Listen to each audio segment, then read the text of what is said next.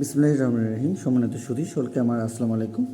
আশা করছি সকলে ভালো আছেন এবং সুস্থ আছেন। আমরা আজ উপস্থিত হয়েছি আপনাদের ছোট সোনামণিরা যারা আমাদের দ্বিতীয় শ্রেণীতে পড়াশোনা করছে। তাদের আজকের আলোচনায় আমরা রেখেছি বাংলা প্রশ্নপত্র এবং আমরা সরাসরি দেখিয়ে দেওয়ার চেষ্টা করছি আজকে একটি সরাসরি প্রশ্ন। তো শ্রেণী আমাদের যেহেতু দ্বিতীয় এবং আমরা আমাদের ছোট সোনামণিদের এই বাংলা বিষয় থেকে দেখিয়ে দেওয়ার চেষ্টা করছি 100 নম্বরের ধারাবাহিকতায় আমরা আজকে 70 নম্বরের আপনাদেরকে আজকে 7টি বিষয়ের উপরে একটি প্রশ্নপত্র এবং তার সঙ্গে সমাধান, যেগুলো আমাদের সমস্যার সমাধান হিসেবে দেখানোর বা এই ধরনের বিষয়গুলো আমরা পর্ব রাখার চেষ্টা করব আপনাদেরকে। যারা আমাদের ছোট শ্রেণীরা আমাদের এই দ্বিতীয় শ্রেণীতে পড়াশোনা করছে তাদের প্রশ্নপত্র থেকে সরাসরি আমাদের উত্তর এবং তার সঙ্গে সমাধান আমরা দেখিয়ে দেওয়ার চেষ্টা করব খুব শীঘ্রই। সেই ধরনের আমরা অবশ্যই পর্ব রাখার চেষ্টা করব। তো আমাদের আজকের যে আলোচনা সেটি হলো দ্বিতীয় ধারাবাহিক মূল্যায়ন হিসেবে আমাদের প্রথম পর্বে আমাদের পৃষ্ঠা থাকছে হলো 29 পৃষ্ঠা, 30, 31 এবং 32 এবং তার সঙ্গে আমাদের 33।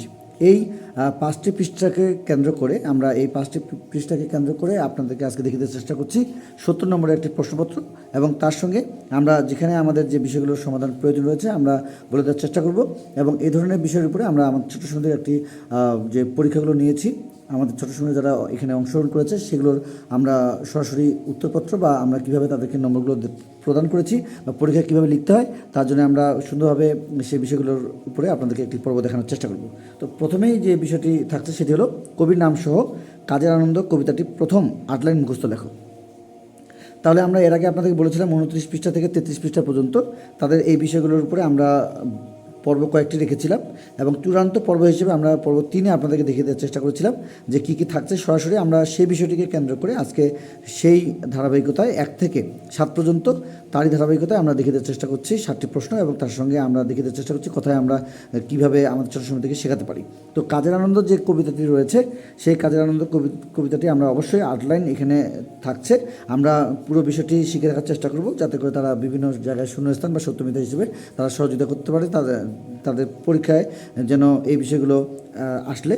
এবং আমরা চেষ্টা করছি আপনাদেরকে সুন্দরভাবে আরও অন্যান্য বিষয়গুলো দেখিয়ে দেওয়ার এবং কবির নাম সহ অবশ্যই আমাদেরকে সেই বিষয়টি আমাদেরকে জানাতে হবে। এরপরে আমাদের যে বিষয়টি রয়েছে 2 নম্বরে সেটি হলো আমাদের শব্দের অর্থ লেখো। শব্দের অর্থ লেখো।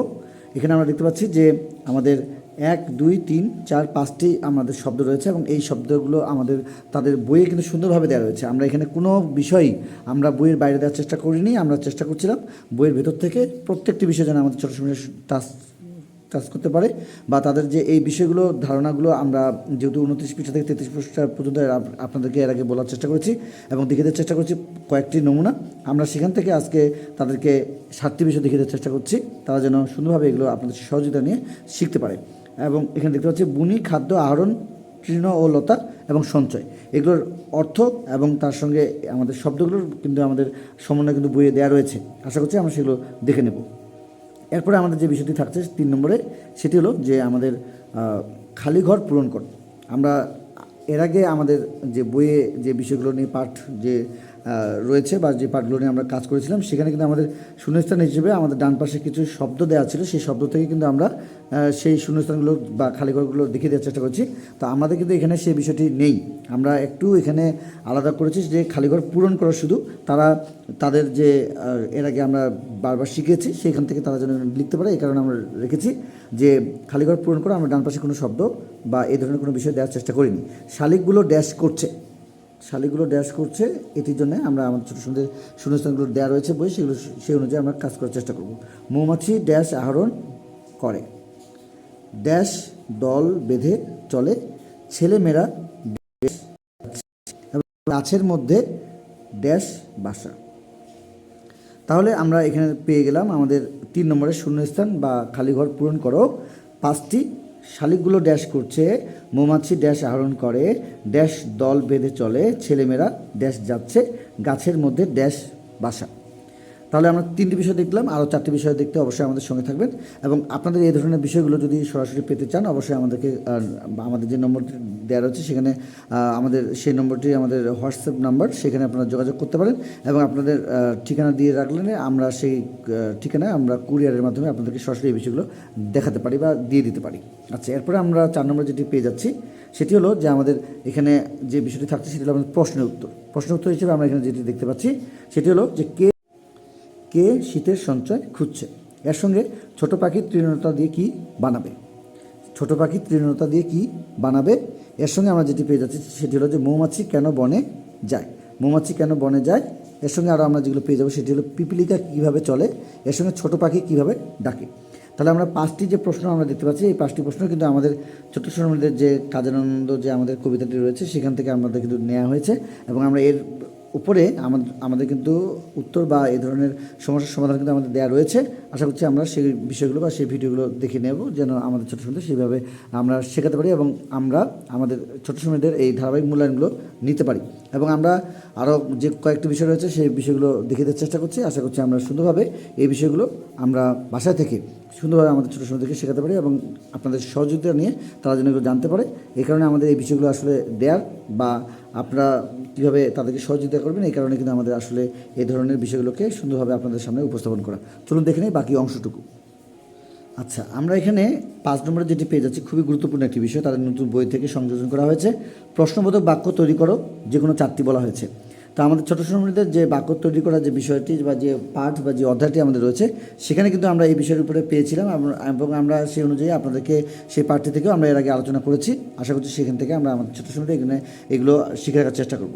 চলে যাবো আমাদের 6 নম্বরে। 6 নম্বরে আমাদের যেটি দেওয়া রয়েছে, যে আমরা এর আগে বলেছিলাম আমাদের ছোটো সোনামণিদের যে আমাদের কাজের আনন্দ যে কবিতাটি রয়েছে সেখানে কিন্তু আমাদের বাম ডানের একটি বিষয় ছিল, সেখানে শব্দ এবং আমাদের ছবির প্রয়োগ ছিল। আমরা এখানে শব্দ এবং তার সঙ্গে আমরা শব্দের যে ব্যবহার সেখানে আমরা এখানে রেখেছি, এবং বাম ডান হিসেবে আমরা এখানে 5টি এক পাশে রেখেছি এবং এক পাশে আমরা 6টি রেখেছি, যাতে করে আমাদের ছোটো সময়টা শুদ্ধভাবে সেই 6টি থেকে 5টি খুঁজে নিয়ে তারা যেন এই বিষয়গুলো পেতে পারে আপনাদের সহযোগিতা নিয়ে। এখন এখানে আমরা দেখতে পাচ্ছি ছোটো পাখি, পিপিলিকা, কৃষক, মৌমাছি এবং মাঝি। ছোটো পাখি, পিপিলিকা, কৃষক, মৌমাছি এবং মাঝি।